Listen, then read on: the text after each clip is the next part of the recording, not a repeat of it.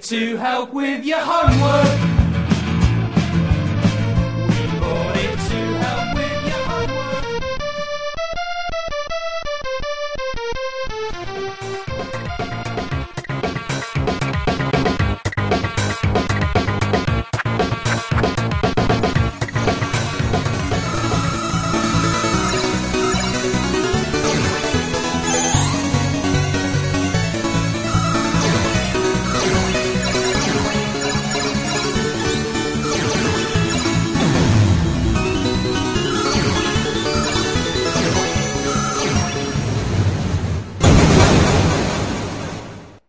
Retrocomputaria, porque velho é o seu PC.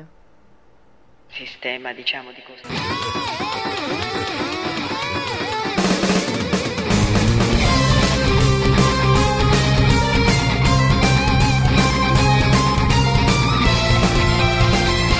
Bom dia, boa tarde, boa noite.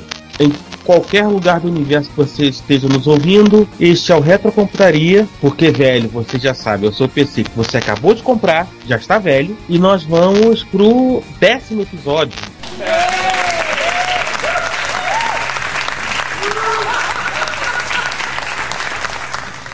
Décimo em decimal, não é décimo em binário, não é 10 em binário, é 10 em decimal. Continuando a nossa trilogia de software, vamos falar de BASIC. E a primeira coisa é o seguinte: você que está reclamando, vocês vão falar de linguagem, o BASIC não é sistema operacional. Pode desligar, desliga. Passa pro próximo, passa pro outro. Volta daqui, volta do... Caramba. Você não entendeu como o BASIC funciona nos árvores de micros clássicos e você é um tchau, vai, tchau, pronto. Já trolei. Deixa eu parar de falar então. Whatever. Mal sabem eles que BASIC foi a base da maior parte da população atual de utilização dos computadores de 8 bits. Era o nosso grande sistema operacional. Quando se ligava, era ele que a gente tinha. Beginners Code, Symbolic Instruction Code. Nossa, né? Eu não entendi o que ele falou. Originalmente, ele foi desenhado em 64, no Dartmouth College, né, em New Hampshire, Estados Unidos. E a ideia era uma linguagem que estudantes que não fossem estudantes de ciência da computação pudessem escrever seus próprios programas. Vale ressaltar o nome dos dois autores, isso. John George Kennedy e o Thomas Eugene Kurtz. Foram os dois pesquisadores que desenvolveram a linguagem BASIC. Aliás, passagem, o Kennedy falecido em 1992 e o Kurtz ainda vivo por ocasião da gravação desse podcast, ou seja, em 2010 ele ainda estava, antes de saber, ele estava vivo. Ele ainda fez algumas outras coisas, tem algumas participações, foi presidente do Dartmouth College, no caso do Kennedy, tem um pouquinho mais de questão de história, e em termos históricos ele presidiu a comissão presidencial que investigou talvez o primeiro acidente em uma usina nuclear na história, que foi em 1999 o acidente em 3 Mile Island. Não tem muito a ver com a parte que a gente está falando, mas é uma coisa que uma pessoa de BASIC que ele fez, né? É interessante que ele trabalhou uma coisa que não era muito envolvido diretamente com informática, com computação, mas ele presidiu a comissão que analisou esse acidente. Vamos comentar um pouquinho de muito antes do nosso espaço-tempo do Retrocomputaria, para a gente entender um pouco como o BASIC surgiu. A gente tem que lembrar que antes dos anos 60, computadores eram montados para aceitar tarefas, você podia computar tarefas específicas em jobs muito específicos, com uma determinada maneira de trabalhar. Durante os anos 60, surgiu com o avanço de CPU e o avanço de I/O, começou a se tornar viável, fora do mundinho de pesquisa em computação, o conceito de time sharing. Sim, o sistema de tempo compartilhado. Olha o professor falando. O time sharing, a ideia era o quê? Você divide o tempo em fatias e o sistema operacional e o sistema, no caso, dividia de forma que cada aplicação tivesse uma fatia de tempo de execução. E assim surgiu a multitarefa. Exatamente. É a base da multitarefa, na verdade, o time sharing. Toda a base da multitarefa é o time sharing. Aliás, o primeiro sistema operacional multitarefa que surgiu da forma time sharing foi o Multics, que depois teve uma variação, que foi o Unix virou Unix, e aí o resto é resto. E história, e o resto é história, o resto procurem por aí. E um abraço para Douglas Hitt, Ken Thompson, Bill McCoy, Majoy e por aí vai a macacada toda que trabalhou no Unix. O Basic original foi desenhado em 64 e tal, a gente já comentou.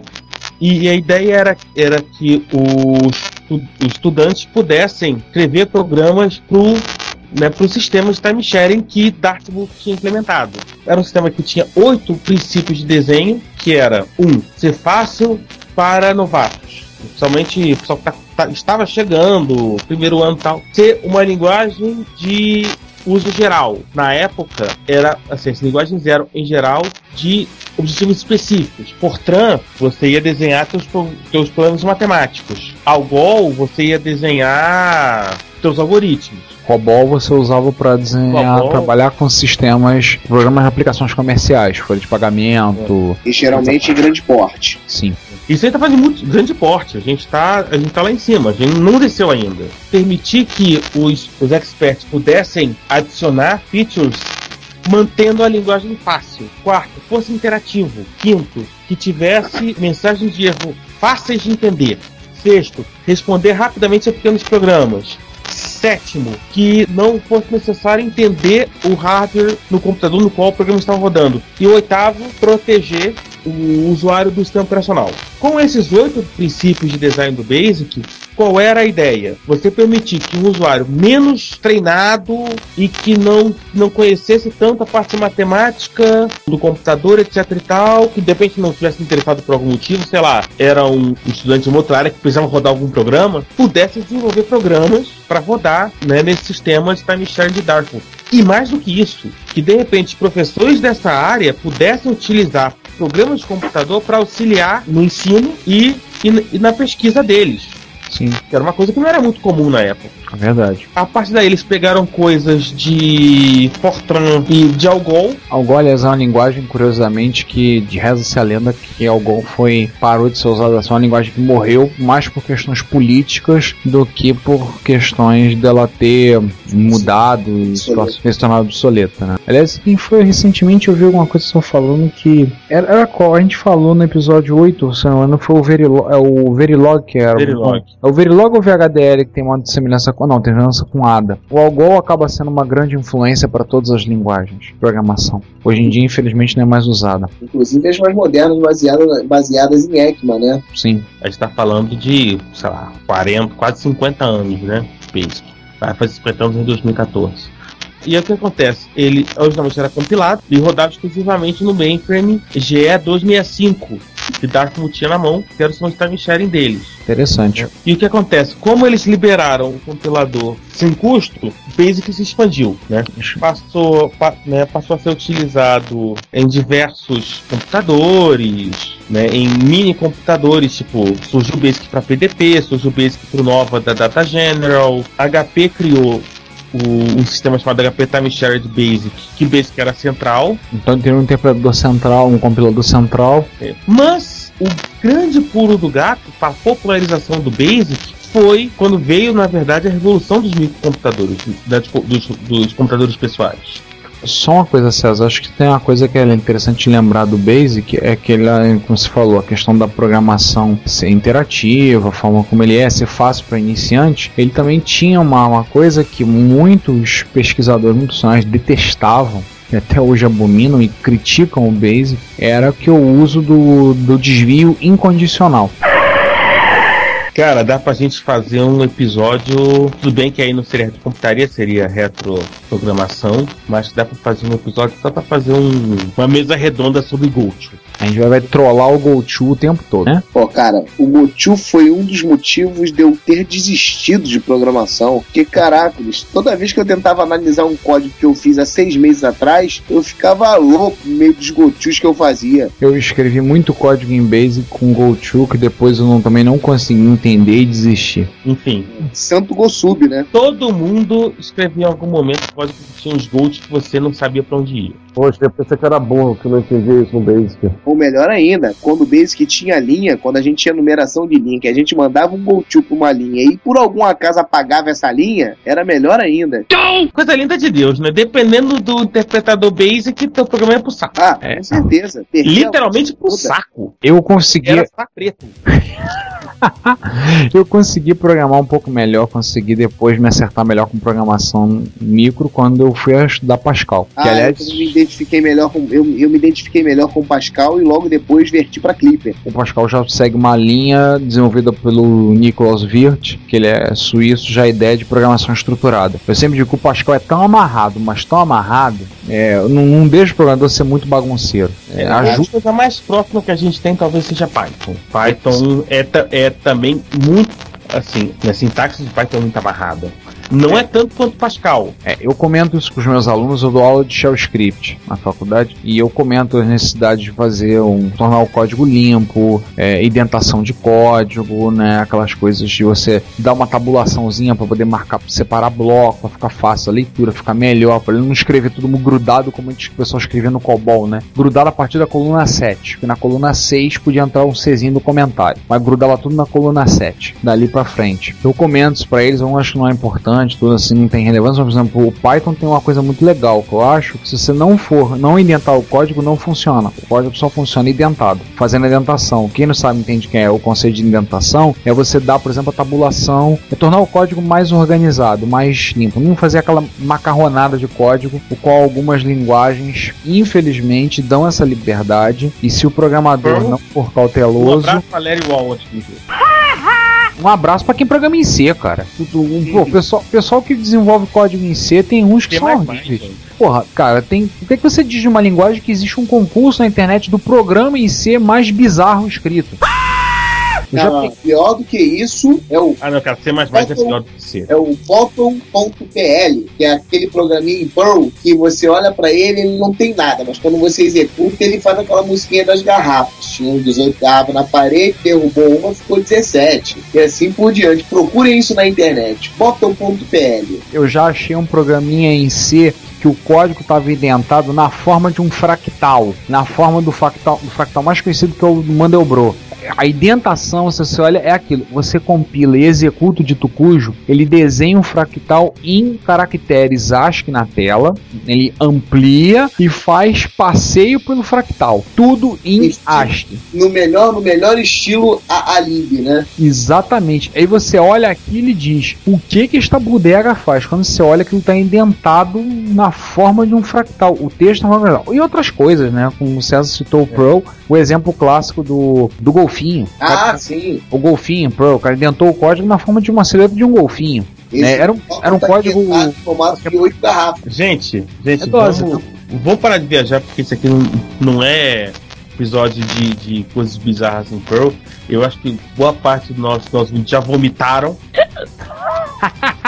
Não, mas achei interessante comentar uma coisa, já que a gente falou disso, assim, o Basic na época não tinha essa amarração. Então, por exemplo, é claro que o Basic evoluiu muito ao longo do tempo, a gente vai falar um pouco dessa evolução agora, mas, por exemplo, um problema que eu acho que o Basic acabava gerando, que pra mim, depois eu pensei que era um problema, você podia criar variável em qualquer ponto no código. Então você criava, daqui a pouco você criava variável, tá criando, abrindo variáveis, abrindo linhas. Aquela variável existe, não existe, você se perdia. Porque todas as variáveis eram públicas, mas tinha uma coisa legal das variáveis que até hoje eu sinto falta em algumas linguagens, que é, por exemplo, você identificar se uma variável é numérica ou alfanumérica apenas por ela conter um cifrão ou não conter um cifrão. Isso pra mim até hoje isso, na verdade, é típico de algumas implementações do Basic. Uma observação para o nosso ouvinte mais jovem, não existe uma única implementação de Basic. Sim, isso é existem diversas implementações de Basic. Vamos ver um monte delas, cada um desses que a gente citou nos últimos 9 episódios. E dependendo do fornecedor do Basic, havia algumas coisas que no Basic X cresciam no Basic Y. Então, a portabilidade da linguagem foi muito prejudicada. Em linhas gerais, você sabia como... Sim, você conseguia identificar um programa de Basic, mas na prática, você muitas vezes precisava pegar um programa feito com um outro dialeto e você precisava fazer algumas traduções, entre aspas, para fazer com que aquele programa rodasse no seu computador. E aí vamos... Acho que a grande pergunta que a gente faz é por que o Basic explodiu com os microcomputadores? No verbete da Wikipedia sobre Basic, a Wikipedia comenta-se que era uma linguagem que não precisava nem de texto, nem de editores de texto preparados para a linguagem, nem grande quantidade de memória e nem disco. Tem que lembrar, em computadores. Você tinha que rodar editor de texto a partir de outro lugar, quando não tinha editor de texto em ROM, a memória era limitada e você tinha lá o cassetinho. Falei cassete pequenininho. Vamos entender. E muitos dos desenvolvedores desses computadores já conheciam Basic, porque já tinham visto na faculdade dele. Virou uma coisa quase intuitiva. Enfiar Basic dentro dos computadores projetados por eles próprios virou uma coisa quase intuitiva. Era o natural. Tipo, o cara tava dentro do computador, ele ia correr atrás de um Basic interpretado. Observem a diferença. Lá atrás, o Kemen e o Kurtz, eles compilavam. Aqui o Basic é interpretado. Também principalmente por causa da intenção que era, né? Já que era uma linguagem de introdução, uma linguagem para iniciantes, eu acho que aí era mais interessante eles trabalharem com Basic interpretado, justamente porque o cara podia chegar e executar as vantagens da interpretação em comparação à compilação, né? Você tinha uma máquina que não tinha sistema operacional de disco, como o César falou, tinha uso de cassete, você interpretava, era mais fácil para a pessoa entender e parar a execução e achar erro no código. Você não tinha um aparato por trás, o papel de um compilador, um link editor, não havia essa necessidade nesse caso. É justamente porque boa parte dessas pessoas que aprenderam Basic nessa época, e acho que isso aí inclui nós quatro, foi completamente informal. Pegou, abriu o livro e começou a escrever código, começou a digitar e ver o que saiu o negócio. Pegou o MSX, coleção Input, dominando o Expert. Um dos melhores livros de programação que eu já li na minha vida, um dos livros mais didáticos. Um dos melhores livros de introdução à computação, provavelmente editados no Brasil em todos os tempos. Pô, cara, na boa, vocês nunca leram então o manual, falando aí do melhor livro de programação que vocês já viram na face da Terra, mas o manual de programação do CP400, o próprio manual do CP400 Color era, cara, extremamente didático para programação em Basic, que por incrível que pareça, era extremamente similar ao MSX Basic. Por isso que quando eu verti de um micro pro outro, para mim foi muito tranquilo, foi muito fácil eu sair de um CP400 para ir para um MSX. A linguagem de programação era muito similar, inclusive baseada no Microsoft Basic. O Sander falou a palavra mágica dessa parte do nosso episódio. Você, rapazote, que parece Justin Bieber, nasceu agora. Nossa! Criada leite-pera. Deixa eu te falar coisa sobre a vida. A Microsoft, ela tá aí há pelo menos 30 anos, caminhando para 40. 35 anos na época que a gente está gravando, acho que podemos dizer 35 anos da Microsoft. 35 anos que a Microsoft joga um papel essencial no mundo da computação. Originalmente virtual. E tudo começou no meu falecido sogro, né? O falecido sogro? Sim, o Altair. Ah, nossa. Curiosamente, meu sogro se chamava Altair. Agora o sogro com certeza se revirou no túmulo agora. Ah, com certeza. Ele deu um saltinho lá dentro do túmulo. Pelo menos o que sobrou dele. Já apareceu, deve ter uns 10 anos, graças a Deus. Agora uma coisa, gente. Eu vou lembrar, nossos ouvintes que estão aí chegando, Bill Gates não inventou a internet, tá? Não, quem inventou foi o Gore. Não, eu tô falando isso que eu tive uma namorada cuja irmã, já professora de geografia, tudo, uma vez me perguntou. Eu falei, não foi porque a gente inventou a internet, não. Vou derrubar a internet, inclusive, com a tal da Microsoft Network, né? Se vocês se lembram dela, da MSN. Sim. E a MSN agora foi herdada até pelo mensageiro, né? O Microsoft Messenger. Mas, na verdade, a MSN era o nome pra Microsoft Network, que eles tentaram, não quiseram aderir ao boom da internet e acharam que conseguiriam derrubar isso com a tal da MSN, né?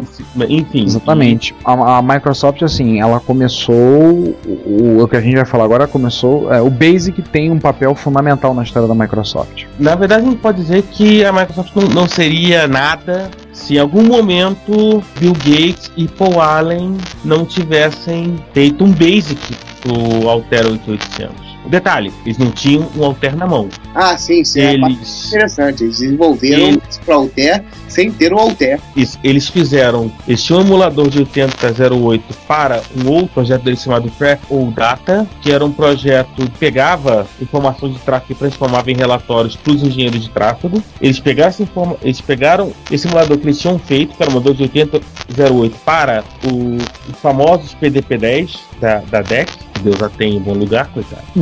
Que Deus tenha digital em bom lugar.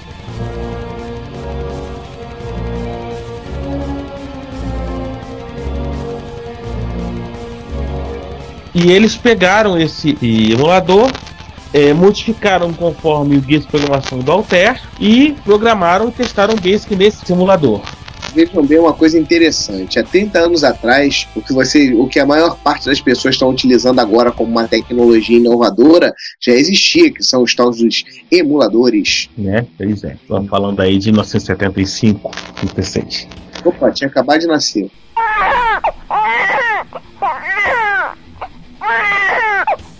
O interpretador rodava ocupava 4K de memória. Pro Altair isso era um espaço grande, né? Como sempre tem alguma coisa que dá errado quando você vai apresentar algum projeto seu, eles descobriram na hora da programação que esqueceram de fazer o bootstrap.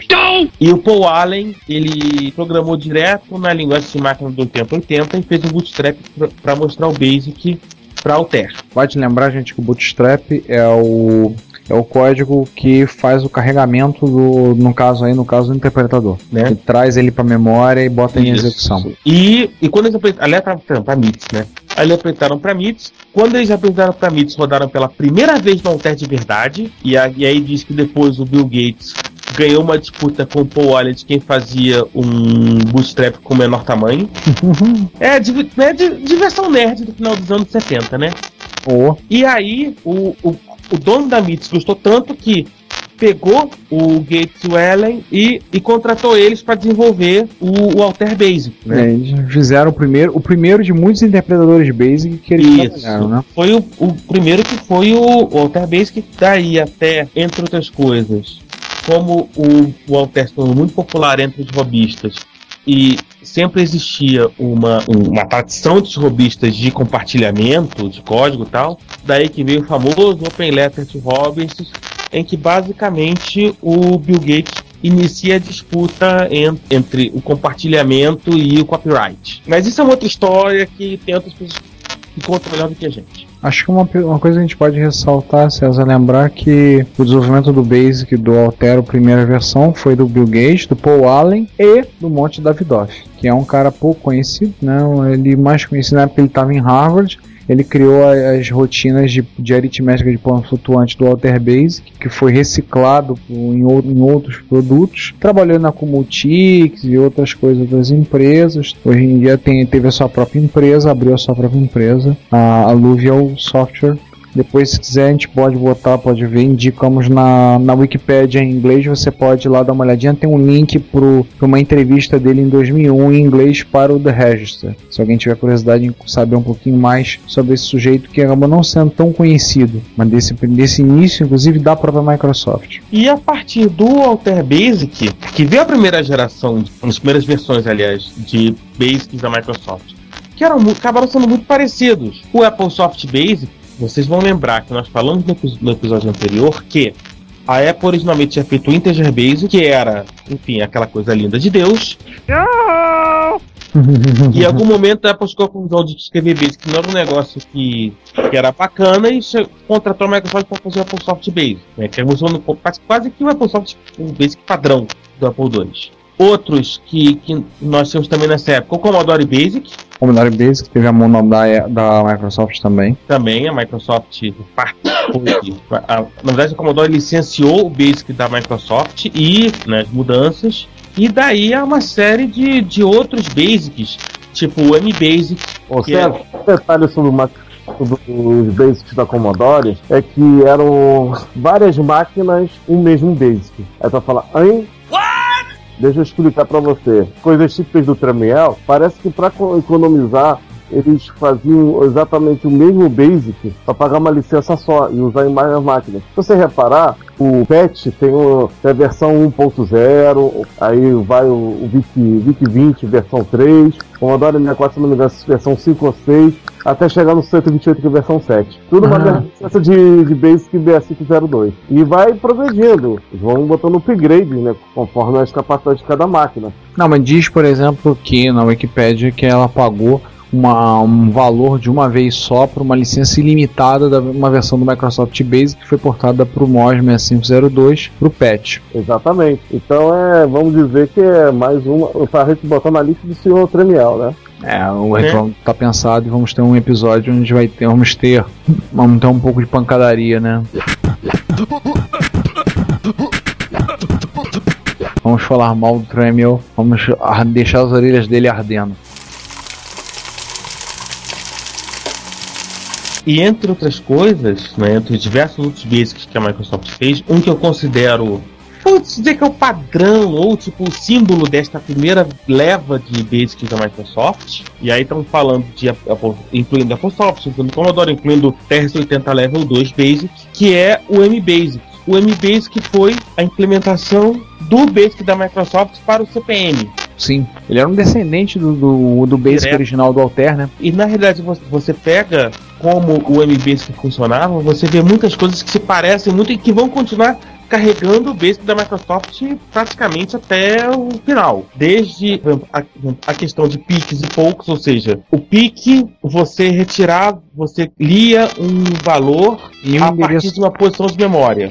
E o pouco você escrevia um valor numa posição de memória, que era absolutamente essencial. Porque muitas funções do sistema operacional você acessava apenas via piques e poucos. É a única maneira de você fazer chamados ao sistema a partir do Basic. Por outro lado, piques e poucos tornavam esse programa absolutamente e automaticamente não portável. E não me fale de piques e poucos, que eu tenho um trauma disso. Podemos falar do trauma do João rapidamente, em poucas palavras? Podemos. Trauma até recente. De vez em quando a gente faz alguns encontros aqui no Rio para alguns chamam de orgia da solda, momento de cheirar estanho, coisa do tipo. Então o mestre leva micro, vai. Um dia a gente resolveu fazer umas coisas na casa do João e ele ligou o Commodore 128, a gente tava mexendo no MSX1000, estavam lá, ele achou uma revista, um programinha com 3 linhas, eu acho, cheio de poucos. Foi na internet. Foi na internet. Para ver, dizendo que ia tocar música, né? Fazer um som, emitir algum som.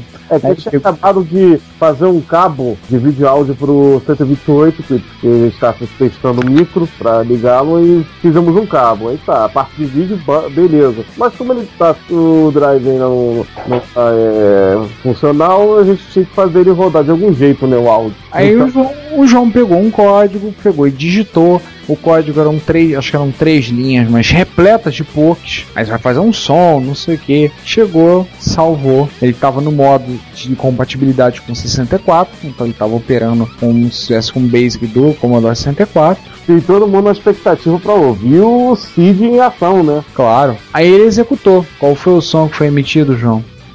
Block.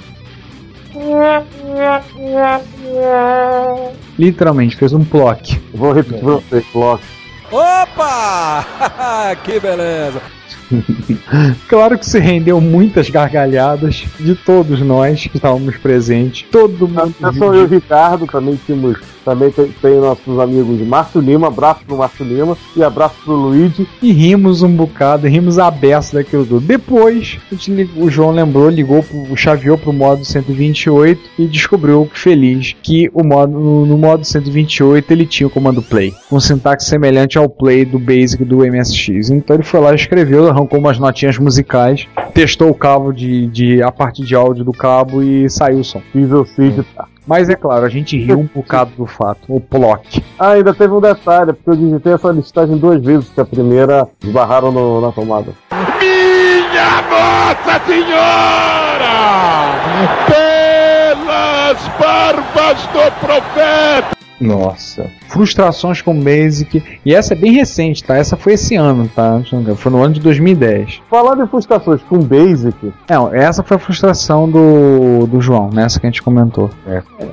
Vamos voltar pro M-Basic, fechar. A gente pode voltar a falar mal do Basic depois. Isso. Eu acho assim, tem umas coisas importantes no M-Basic também, que é o fato de que uma série de construções do M-Basic se seguiram pra frente, além de piques e poucos e tal. Por exemplo, os comandos ifdenelse, whileend, goto, gozub. Ele não tinha case, né? Ele não tinha case.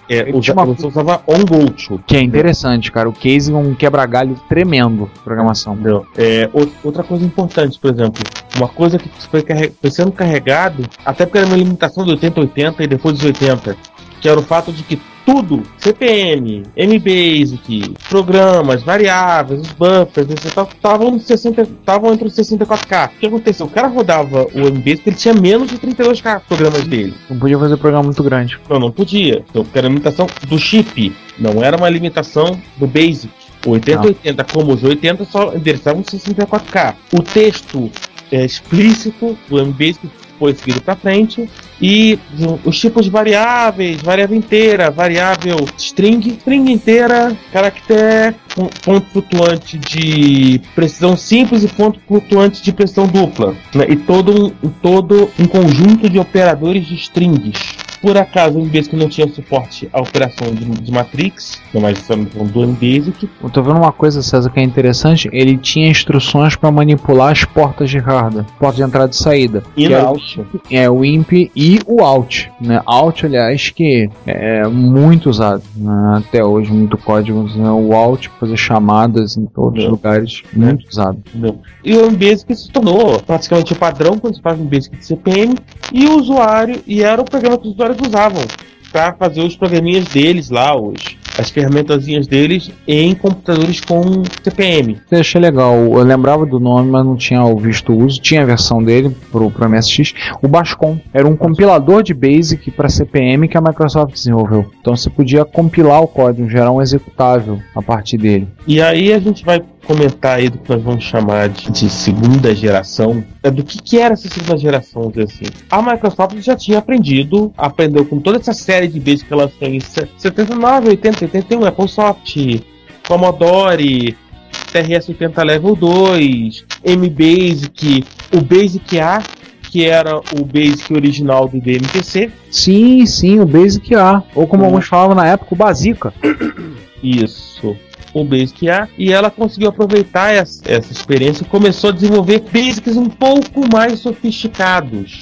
O primeiro certamente foi o MSX Basic. Aliás, o MSX Basic foi o que a Microsoft desenvolveu. Ela desenvolveu o Basic e acabou desenvolvendo até a BIOS, né? O BIOS do sistema operacional do MSX. E por conta disso, muita gente bate o pé até hoje e fala que a Microsoft que projetou o MSX. Não, a Microsoft fez um interpretador Basic e fez a BIOS. Aliás, diga-se de passagem, talvez o melhor Basic da segunda geração, um dos melhores é esse Basic. Era uma coisa assim do outro mundo, mas você conseguia ter uma macrolinguagem que você escrevia, uma microlinguagem que você escrevia numa linha, comandos para fazer desenhos, e tinha os outros comandos para desenhar, linha, círculo, ponto, para encher com tinta, várias coisas. Eu, em particular, assim, eu não programo mais em Basic, eu esqueci boa parte do que eu programo mesmo no MSX, mas vou dizer que o Basic no MSX é muito, muito, muito bom. Assim, para mim foi o melhor que eu tive contato. E uns outros pequenos detalhes, por exemplo, o MSX Basic tinha o editor do programa em Basic era em full screen, ao contrário de implementações da primeira geração, quer dizer, de abre aspas, primeira leva, primeira geração. Vocês entenderam? Você falou do editor, César, quer ver uma coisa que eu gostava dele, eu sentia falta quando eu programei com Apple? Você podia entrar em qualquer linha, listar, fazer o comando list, pegar, por exemplo, a linha 120, fazer uma correção, você entrava no editor, ia lá, naquela linha, fazia a correção no trecho que você precisava da linha, teclava Enter, a linha era salva. No Apple, muitas vezes tinha que reescrever a linha, o que muitas vezes era um desafio para quem programava em Basic fazer os one-liners, programas de uma linha só, o two-liners, programas de de 2 linhas, quem teve qualquer livro os coleções de programas para MSX, volumes 1 e 2, alguns livros da série da editora Aleph, do MSX, lembra de programas de 1 linha e programas de 2 linhas. Os desafios, na MSX Micro teve desafio de fazer programa de 1 linha só, e o programa fazia um monte de coisa. Você fazia um programa que você tinha o limite de 255 caracteres por linha, o programa fazia um monte de coisa numa linha só, ou 2 linhas. Isso era uma coisa impressionante. E aí, quando você fala de MSX Basic, além de, assim, você tem que falar um pouquinho também de GW Basic, né? Que foi o segundo Basic e acabou sendo até um dos mais conhecidos talvez até o mais usado, para PC. Sim, o GW Basic. Ele foi desenvolvido, ele apareceu em 83, a Microsoft desenvolveu, ele foi um dialeto do Basic A para os micros da Compaq, né? Isso. E o GW Basic lembrava muito, sim, tinha muitas coisas que acabam sendo herdadas pelo MSX Basic. Por exemplo, desde o editor de texto full screen até algumas coisas gráficas. O GW Basic tinha suporte a joystick, mouse e Light Pen. Light Pen é uma caneta. Coisa se eu estiver errado, Ricardo. É uma caneta que você escreve numa superfície e o resultado aparece na tela. Na verdade, a Light Pen eu cheguei a ter ela. Na verdade, ela lia a varredura vertical do teu CRT e transformava aquilo em coordenada X e Y para identificar o que na verdade seria quase um apontamento de mouse, saca? Então a Light Pen era só um dispositivo para apontar as tuas coordenadas X e Y na tela a partir da varredura vertical do teu CRT, o que poderia ser utilizado inclusive para desenho. Usado para desenho. Além disso, também tinha esses Basic tinham suporte a comando play, que a gente já comentou aqui, que facilitava muito o trabalho de composições musicais. Já aconteceu o que aconteceu com o João, como a gente comentou há pouco. Pois é, né? E aí acabou que a Microsoft, né, nessa segunda geração, ela começou a experimentar com o Basic com versões menos imperativas do Basic. Porque o Basic é uma linguagem imperativa. O Basic clássico, ele é estritamente imperativo. Você chega lá, você tem todas aquelas coisas de linguagem interativa e você tem uma série de coisas. Você tem a necessidade da linha, que é go to, go sub, você volta pra linha, etc e tal. A Microsoft começou a experimentar com coisas menos rígidas. E aí vou pegar 2 exemplos. O primeiro grande exemplo foi o Amiga Basic. A Amiga Basic já era mais orientado para o procedimento, né, procedural. Isso. Antes de a gente falar da Amiga Basic, convém retroceder e falar de um micro que ele tinha um Basic dessa interação. Lembrava muito Bazooka, só que ele era até um pouco antes do MSX. Que o Sander, por acaso, deu uma palhinha de início, que era o Basic do TRS-80 Color. Sim. Ele tinha muita semelhança com o MSX Basic e com o GW Basic. O do Color era baseado no... Era um Basic escrito... Ele era o Basic, ele era também baseado na Microsoft. Uma grande digno de nota dele, o fato dele ser um Basic para uma máquina, como posso dizer, bem distante do universo CPM, porque ele usava o Motorola 6809E. Sim, mas ele tinha um código assim, que ele era uma implementação do Microsoft Basic para ele, né? Então haviam certas semelhanças. Eu não dizer total, né? Uma das poucas coisas que ele não tinha em relação ao GW MSX Basic, o Sander que me corriu se eu estiver com a memória faltando, era a navegação por seta. Não tinha mesmo. O editor dele não era full screen. E você tinha uma série de pequenos comandos de atalho para edição de texto. Daí você tinha um comando edit. Você queria editar uma linha de programação, você tinha que listar o programa, saber qual a linha, dar o comando edit linha X, vírgula, a posição do caractere dentro da linha. E se movimentar, aí sim você poderia se movimentar com a seta para a esquerda e para a direita. Haja coração! Exatamente. E aí você começou a programação no MSX Basic, que agradeça, porque você já começou com o editor full screen.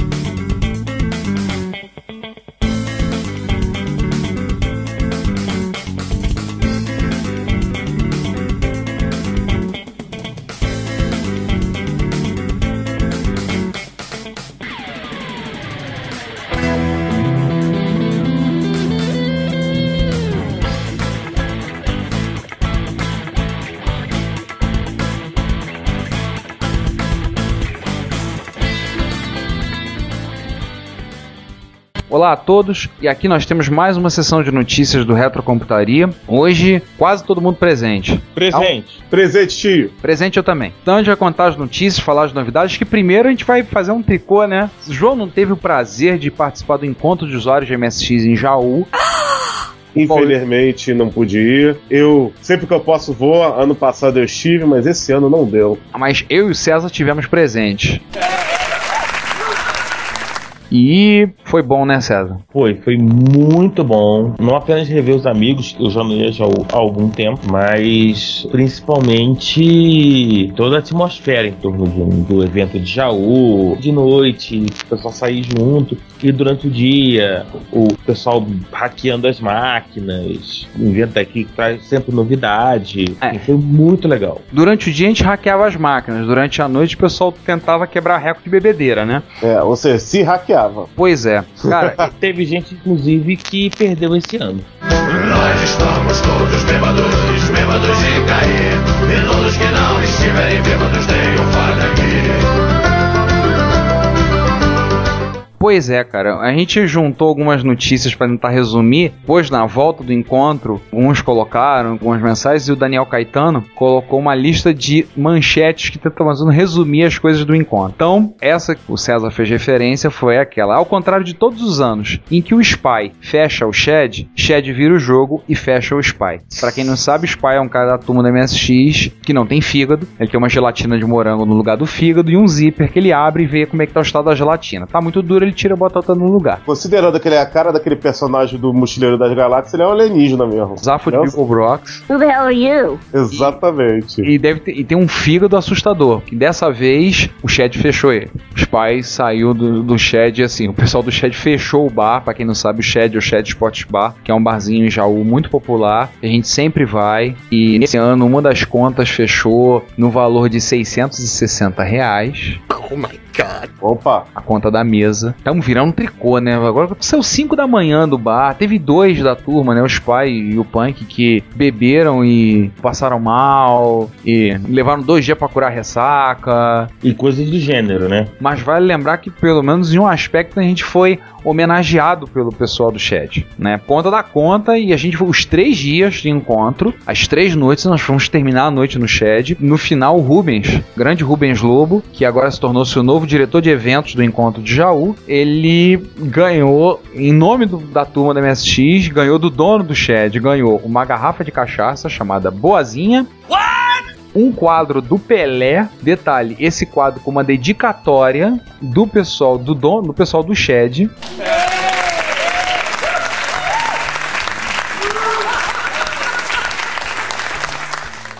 Tem fotos disso, comprovam. A gente depois vai colocar o link. E o mais relevante, uma camiseta do 15 de Jaú. É merecido, porque quantos anos tem o evento de Jaú, todos pós-comemorados no Shed? São 15 anos, né? Não, esse foi o 14º encontro, tem 13 anos de encontro. Então quase por pouco são 15 anos, são 13 anos, tá mais do que merecido. E eu só digo que o nosso amigo Tony não ganhou porque ele não bebe e nunca foi do Shed. Esse ano teve alguns acontecimentos importantes, como por exemplo, as meninas. Opa! Cara, as mulheres se rebelaram. Ai, caramba! As mulheres acabaram o encontro pedindo ao pessoal do grupo MSX Rio, que a gente mais uma vez esteve lá presente com material, e o pessoal gostou, elogiou o material, as camisas que nós levamos. As meninas terminaram o encontro virando pra gente perguntando: vem cá, você não faz uma camisa dessa do Boot, só que rosa, com uns strass, uma coisa assim, vai ficar bonita pra gente? Aí eu pergunto ao nosso ouvinte: e aí, o que vocês acham de uma camisa do Boot de MSX rosa? Cara, eram 9. Teve mais. Você se lembra a cor do rosa, pra pessoa já ir testando nos seus MSX? Color 9, boot claro. Rosa? Então bota o set color aí, depois set screen e vê se é o boot rosa. Então, elas se rebelaram, se uniram, querem fundar uma lista de discussão. Algumas viram perguntar, querendo comprar micro, comprar MSX. E a minha esposa foi explicar pra algumas o que era melhor, como é que é, ela tentando explicar. Então, assim, foi muito engraçado, muito curioso, porque elas literalmente brincando, elas se rebelaram, pegaram uma mesa separada separado dentro do shed, sentaram separado, e a gente rolava de rir com as piadinhas sobre a dominação feminina no encontro. Então assim, elas estão dominando, né? Estão começando a botar as manguinhas de fora. É claro que é uma brincadeira, tá? Antes que alguma ouvinte nossa fique reclamando que tá sendo uma brincadeira. A gente tem o maior alegria, o maior prazer de ter as meninas participando. Todas que estavam lá ou eram esposas, namoradas, companheiras e tinham algum relacionamento com algum fudeba MSXero, mas é uma alegria muito grande pra gente ver elas participando e esperamos que em 2011 mais sejam presentes, né? Sim. Não só pra comprar sapato. Porque comprar sapato foi um esporte pra elas. Óbvio, Jaú é a capital do calçado feminino. E vamos dizer que a revista MSX Micro é visionária. Magali Suzana Ximenes, pelo que eu tô vendo, antevê uma era. Então, só a gente relendo as manchetes. Vamos lá. Ademir Cachano não resiste a caipirinha e dá origem a mais uma frase para os compêndios dos encontros de MSX, denotando a luta entre um homem e a sua sensibilidade.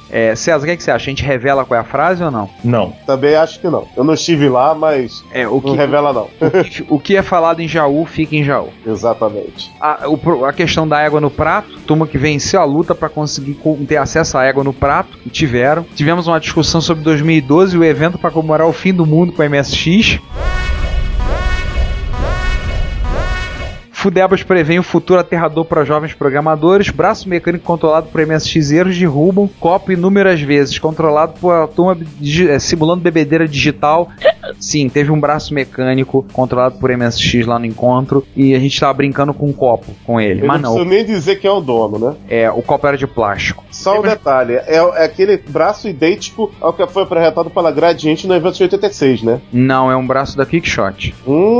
Esse VI 2000, o braço em si nem é tão enrolado pra comprar. O difícil é arrumar o cartucho de controle dele, original. Isso que é difícil, isso você não acha. O fato revelado, a esposa do Ginseng, a esposa do Kim, vindo há pouco tempo do leste europeu, já fala um português incrivelmente superior ao do Kim. Bom, típico. Né? Enfim, problema é alguém que consegue falar um português pior que o do Kim. O Kim não fala português, o Kim fala quinês. Não lembre-se. Ele fala um dialeto próprio, que é levemente parecido com o português. Falando em Kim, vi dizer que ele conseguiu dar PT no seu ownership, é verdade? Mas ele tem um problema atualizando o filme. Aliás, o Kim tem um dedo podre com essas coisas, né? Me desculpa, Kim, mas pomba, tu já ferrou Turbo R, já ferrou 2+, agora deu problema no teu ACM, no teu ownership. Ele queimou a MSX Engine do Sony XV. Não, parece que o ownership dele voltou a funcionar. Parece que eles conseguiram restaurar. O que mais teve lá? Tentativas de fotografar. O Fudebas testam seus conhecimentos fotográficos para tirar fotos de display de LED em movimento. O Ademir brigando com Java, com alguns comentários. O Igor Baggio detonando um X-Fudeba em tempo recorde. E a cachaçada... Ei, quantos minutos? T-menos 2 minutos. Foi o tempo marcado. E aquela diversão sempre de conversar, rever os amigos, copiar coisas, fazer backups, porque quem faz pirataria é aquele pessoal lá na costa da Somália. A gente faz backup, faz compartilhamento. Compartilhar não é crime. Então, conversar, bater papo, rever o pessoal, trocar ideia. Foram 3 dias muito divertidos. Eu voltei de lá com um cartucho FM, voltei com um Pentarô na minha estante, do lado isso é legal. Do lado das minhas naves, e já falei com o Kings que o próximo que eles vão fazer vai ser o Pinguim a lá Paródios. Sim, o jogo do MSX, o Paródios. Faz uma vez que vai, porque vai vender que nem água. Então é isso. César, mais uma coisa a você comentar de Jaú? Só o fato de que, infelizmente, o tempo vai passando e a gente não consegue mais nem beber, nem encarar X-Fudeba com a mesma velocidade. Chorar, não vou ficar chorando aqui não.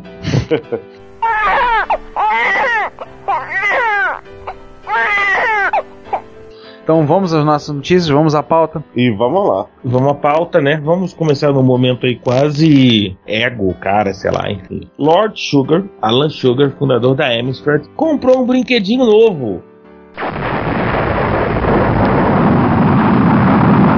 Comprou um Embraer Lega 650, 13 lugares para um Sugar. Tem um brevet de piloto e ele comprou um aviãozinho de 18 milhões de libras porque ele quis.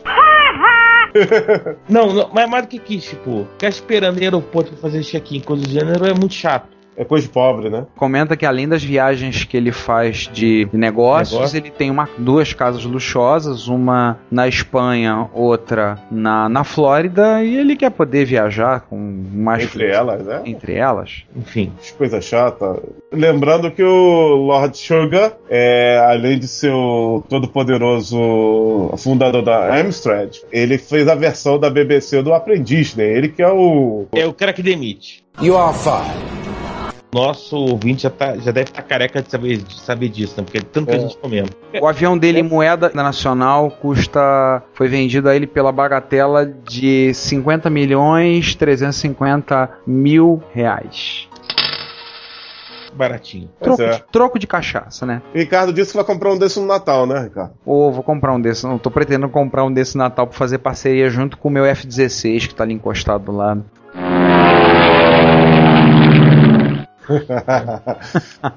Curioso que o que tem no avião, né? Eu tava olhando, já que a gente começou o tricô, vamos concluir, né? Claro. 3 áreas com cabines, um banheiro grande, banda larga em alta velocidade, poltronas de couro e um sistema de entretenimento. Cá entre nós, a banda larga do avião dele é melhor do que muitas operadoras aqui do Brasil. E o G-Suga, o seu prefixo, o novo brinquedinho do Barão Sugar. Olha, pelo menos eu fico feliz que ele prestigiou aqui a Embraer, né? Só um detalhe, ele já tem um Legacy. Esse é o Legacy 650 que ele tem um 600. Ele tem 600. Vamos dizer que podemos parabenizar ele que está prestigiando aqui o produto nacional. Mas a Embraer é uma marca muito forte nesse segmento de aviões executivos. A linha Legacy é muito prestigiada lá fora. Sim. A Embraer hoje em dia acho que é a terceira maior fabricante de aviões do mundo, né? Acho que é algo do tipo. Ela só tá atrás da Boeing e da Airbus, se eu não me engano. Próximo ponto de pauta. De um inglês para outro. Sir Clive Sinclair. Opa! Continua absolutamente ativo na Sinclair Research, lançou mais um veículo elétrico.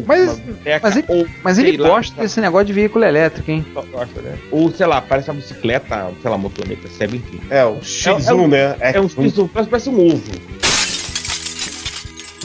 Né?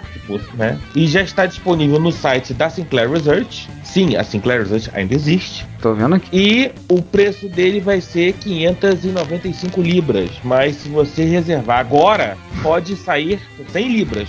100 libras? Você tem que pagar 100 libras agora e esperar até julho de 2011, que é quando sai, né? Quando vem ao mundo realmente o X1. É uma espécie de uma bicicleta, né? Que você pedala, mas ela tem uma bateria que é recarregável pelo movimento. Só que é uma bicicleta que você pedala sentado. Mas se pedala sentado, sim. Não é a primeira vez que ele tenta bicicletas elétricas ou coisas do gênero, já tinha feito isso anteriormente. De repente, com toda a questão da ecologia aí, tal, veículos que não agridam a natureza, de repente, que a bicicleta elétrica é uma alternativa a ser pensada. Aí dizendo que ela pode viajar, pode percorrer o valor de 10 milhas pelo custo de 10 pence, né? Ou seja, 10 centavos de libra, né? Calculando uma média, ou seja, 16 quilômetros pelo equivalente a 25 centavos, 30 centavos de real. Agora, resta saber se um veículo sem portas ia valer no Brasil, né? Mas, na rigor, não é um veículo, é uma bicicleta. Então você vai... a princípio, colocar junto com as outras bicicletas, no espaço delas. E ela tem um peso na bicicleta, ela pesa todo o conjunto com chassi de metal e usos de fibra de carbono, tudo 30 quilos. Quero ver que bicicletário que ela vai conseguir enfiar isso aí. Coisas de Sir Clive Sinclair, né? Se vai dar certo ou não, só o tempo dirá. Pois é. Nosso próximo ponto de pauta é o Macintosh SE, estava com a placa-mãe no céu das placas-mãe. Apesar do estado dele ser muito bem conservado, né? E ganhou uma nova vida como um servidor. E o que foi instalado aqui? Eu tô vendo, essa é uma notícia do Hackaday, né? Foi instalado um Seagate Dockstar, que é o Seagate Dockstar, pelo que eu entendi, é uma espécie de um NAS, né? Isso, é um NAS. E roda OpenWRT. Tem OpenWRT pra rodar nele. Pra quem não conhece o que eu tô falando, OpenWRT pensa que é grego, uma distribuição baseada em Linux para usar em roteadores e equipamentos embarcados. Eu tenho OpenWRT rodando no meu roteador wireless nesse exato momento. Pra você ter uma ideia, o bichinho tem um processador da ARM. Não, ele colocou um processador ARM rodando um emulador de Mac. Junto com o necessário para fazer tela, teclado e periféricos rodarem. Tem um vídeo no YouTube e você realmente acha que tá botando, né? Claro. Que bacana. Então ele voltou à vida. Detalhe, com porta USB, leitor de cartão SD e coisas assim desse tipo. E muito mais leve. Muito legal. Próximo ponto de pauta, um ponto que a gente sempre tá aí comentando, que é reencarnação, releitura, enfim, coisas do tipo de micros clássicos em FPGA, e um deles deu origem ao V480p, que é um laptop baseado num Z80. É muito curioso, pelo que eu vejo, porque é um projeto de hobby que o cara desenvolveu, mas acho que não é compatível com nenhum micro baseado nos 80 que a gente conheça, que eu conheça pelo menos. Mas tem umas coisas curiosas, por exemplo, tem uma porta de IDE para botar HD, um slot para compact flash, 128 de memória, um Z80 de 8 MHz e é um laptop. Portátil, você fecha a tela. Aliás, a tela deles, segundo aqui, o cara usou uma tela que era aquelas telas de LCD usadas no PS1, aquela versão mais compacta do PlayStation. Telinha de 5 polegadas. Sim. Sistema operacional feito em casa, sistema de arquivos também, toda a arquitetura do sistema operacional todo completo, feito tudo na base do famoso fazido por eu. E ele já está trabalhando numa nova versão, que é o V680p, que aí a placa é muito menor porque ele concentra tudo no Xilinx. Ele usa uns Xilinx Spartan 2. Isso, Xilinx Spartan 2. Aliás, ele usou 2. Nesse projeto ele usou 2. Coisa legal, coisa bacana. Vale a pena. Não consigo identificar aqui tamanho, mas não parece ser... mais recente... Tamanho 2914. Eu fui dar uma olhada, mais recente já tem uns protótipos da placa do V6 Z80p Plus. Ele já tem fotos dessa placa com um conector com saída para usar VGA, um protótipo de placa já bem diferente do que ele fez, já uma coisa mais sofisticada e bem mais limpa e bem mais curta.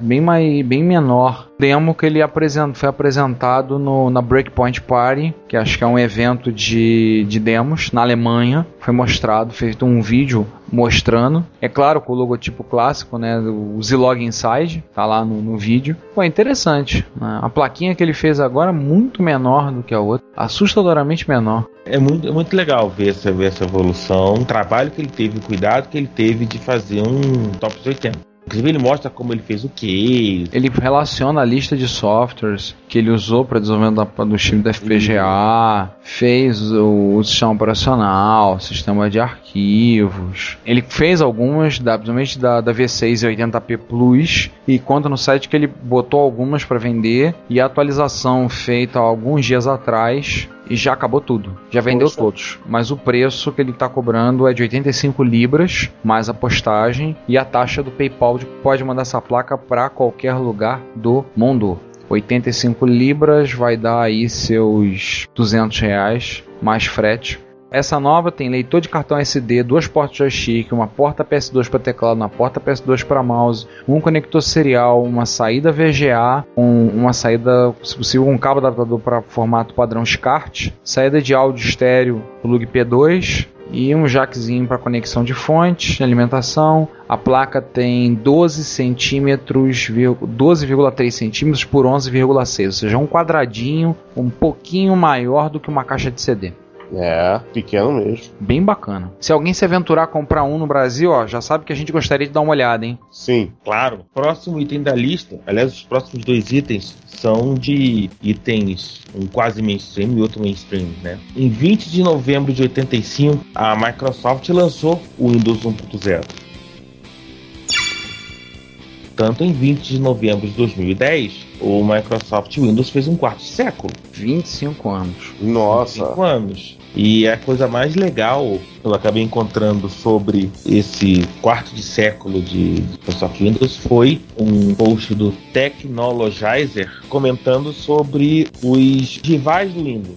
que não conseguiram o mesmo sucesso que ele teve junto ao público de PC. A gente vai falar particularmente do Gen no próximo episódio, mas tem praticamente todas as tentativas de interface gráfica em cima do DOS que existiram. Vision, Top View, Desk View, Ultimate, o PC Gels, bem legal. Mesmo pra quem não é fã do Windows, se bem que há uma máxima, diz que o pessoal, a maioria do mundo usa o Windows, mas não porque é obrigado, por questões de necessidade, não porque gosta. Há poucos que realmente dizem que gostam do sistema. É um comentário até do Ben Edwards, do Vintage Computer and Gaming. Eu não acho que exista realmente fãs do Windows. Ele acha que a maioria das pessoas, o Windows está lá e funciona, então, mas não deixa de ser extremamente interessante, até porque alguns sites publicaram matérias também sobre o assunto Windows, a evolução do Windows nesses 25 anos e tal, e o pessoal que ficou pelo meio do caminho.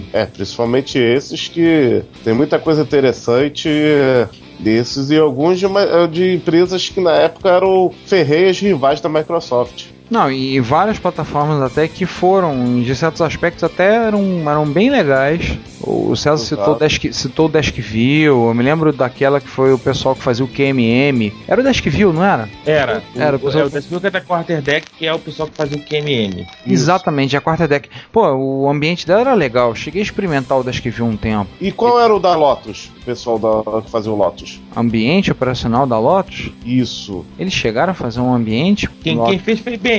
O S2. Não, o Top View. Top View. Ah, tá. Não, também teve... Não, é verdade. Eu não sei se eles listaram o... Listaram o Top View e listaram o Vision. Mas alguém listou o S2? Não, porque o S2 ele não era um sistema operacional, não era uma interface gráfica em cima do DOS. O Windows era uma interface gráfica em cima do DOS de 1985, então os concorrentes eram interface gráfica em cima do DOS. Isso. Sim. E aí você tinha a VisiCorp, que é a empresa que fez o VisiCalc, tentou, a Tandy tentou, até a IBM com o Top View tentou. A Tandy teve um sucesso relativo porque ele vinha grátis nos micros dela. E a Tandy era uma das maiores fabricantes de clones de PC até a virada dos anos 90, começo dos anos 90, ela era uma das grandes, né? Então fez um relativo sucesso o ambiente da Tandy.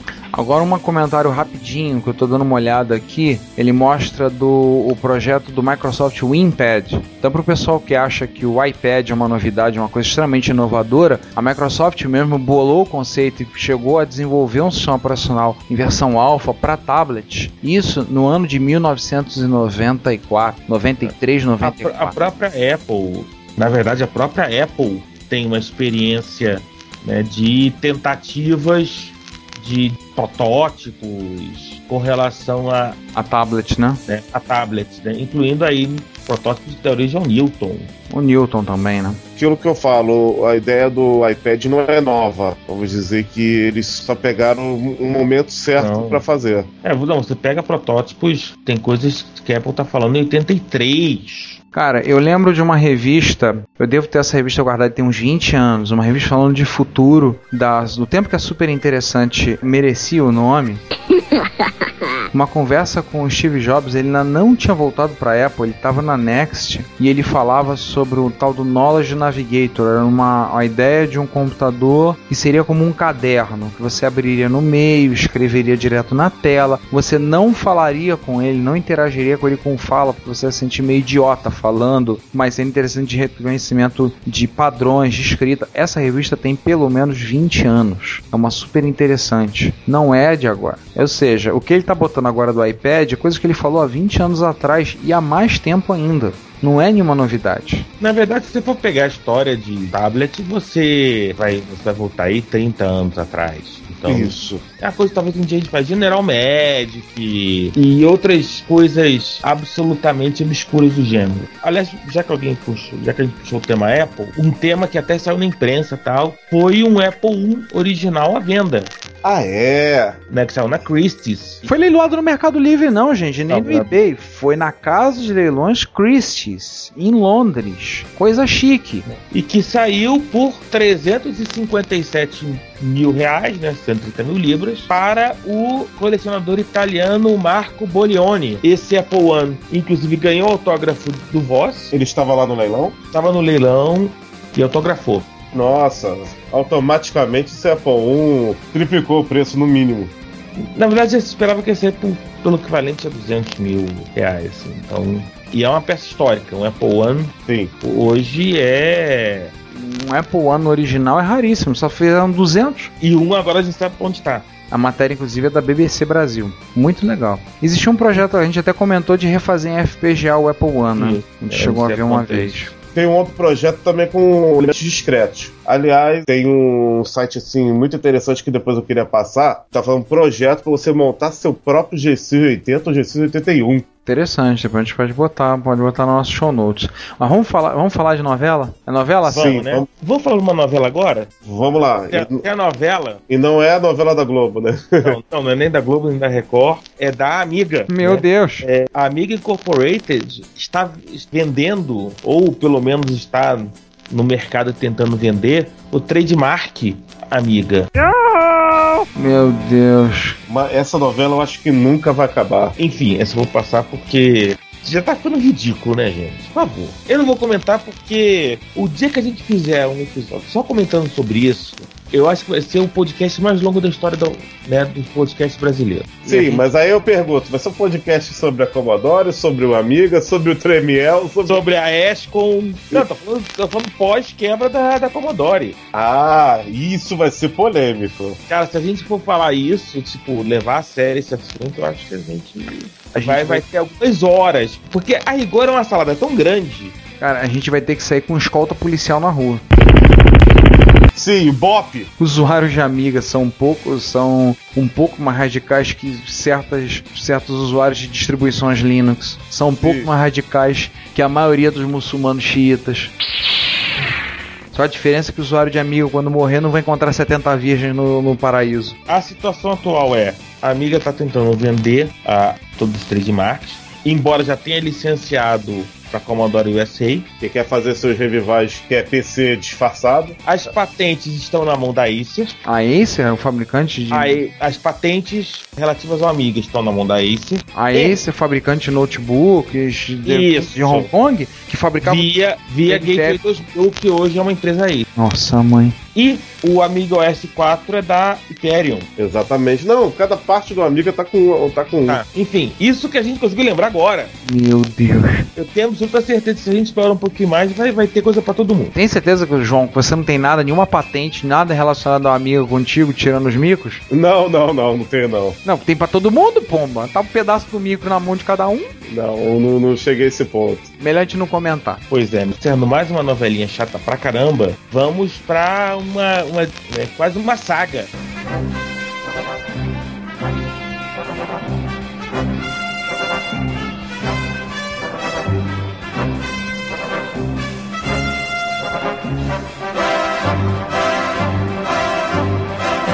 Aquela saga do IBM 5155? Isso, o nosso inspirador, o Ivan, ele tem um 5155, IBM 5155, ganhou de software dos anos 80. Só uma coisa, lembrar que o IBM 5155 foi um dos primeiros, o micro PC da IBM PC transportável, né? Isso.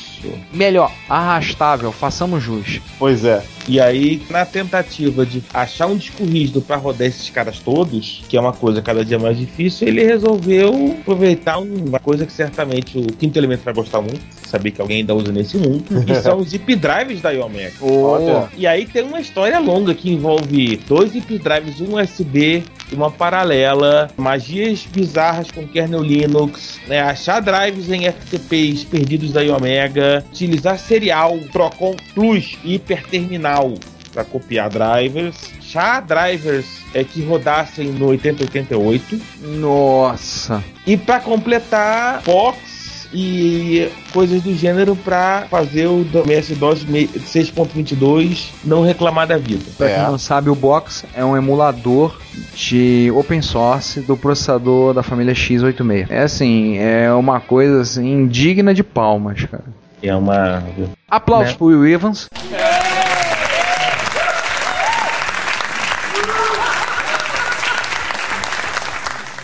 E para terminar, já está vendo, inclusive, já tem algum tempo, né, você vai pagar $350 pelos 4 pôsteres. Um artista resolveu fazer um pôster de disquete 3,5. Com detalhe, quantos disquetes 3,5 serão necessários para os softwares atuais? Por exemplo, você que tem o iTunes, saiba que o iTunes 8.02 precisa de 46 discos de 3,5. Cara, pro Photoshop CS4, 358 discos. The Sims 3, 1760. Jesus.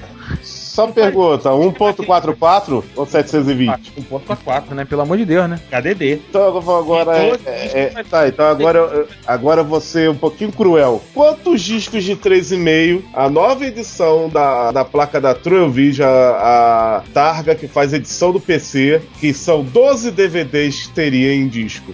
Faz as contas. Alguém faz as contas e bota nos comentários aí. Eu não tô afim de fazer conta, não. Se alguém quiser, sim, a placa dever clássica, de casa. Dever de casa, a placa clássica e também ainda existe, né, a Toaster, que agora a versão PC também é um número astronômico de DVDs. São 9 dual layers. Faça aí as contas quantos discos isso daí, 3,5. Mas, bacana o negócio, mas quanto ele tá cobrando pelo painel? Alguém tem ideia do preço que ele tá cobrando? Na Entreposhop são 4. Seguinte. O conjunto de 4 pôsteres tá $350. E eles só fizeram 50 cópias.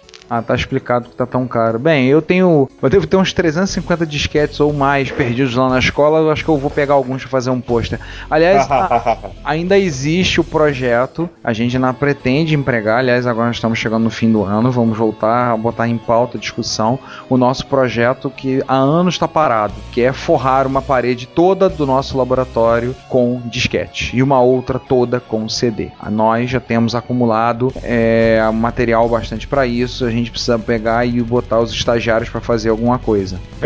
O estagiário finge que trabalha, né? Mas não trabalha. Pelo menos eles não são estagnários, né? O estagnário nada faz. Assumidamente é um vagabundo. Mas nossos estagiários fingem que trabalham, a gente precisa forrar uma parede com disquete. Ou seja, vai botar eles definitivamente para trabalhar. Estamos acumulando material, precisamos agora comprar bastões de cola quente e mais algumas pistolas de cola quente para começar o trabalho. Nossa. E eu vou terminar. Pode ser o seguinte: feito isso, eu fotografarei, colocarei o álbum e todos vocês verão em toda a sua glória toda uma parede forrada com disquete. Seja de 3,5, seja de 5,25. O que seja. E eu vou terminar a sessão de notícias como do tipo, descobrir uma coisa bombástica, a coisa que todo mundo vai ficar o quê? Eu só vou revelar isso na próxima edição, na notícia. Aguardem, que é uma novela, uma saga estelar, dessas que o César vive dizendo, que está próxima do final. Uma das sagas do tipo, não vou dizer o que é. Enfim. Aguardem. Enfim. Mas você pode falar pra gente, fala depois aí, vai. Certo? Tchau. Certo, pessoal, então nos vemos agora na parte B do episódio 10. Acho que é só isso. Até tchau. Bom, daqui a 2 semanas, né? Parte B, a gente volta. Então, até lá, pessoal, e prepare-se porque as notícias serão bombásticas.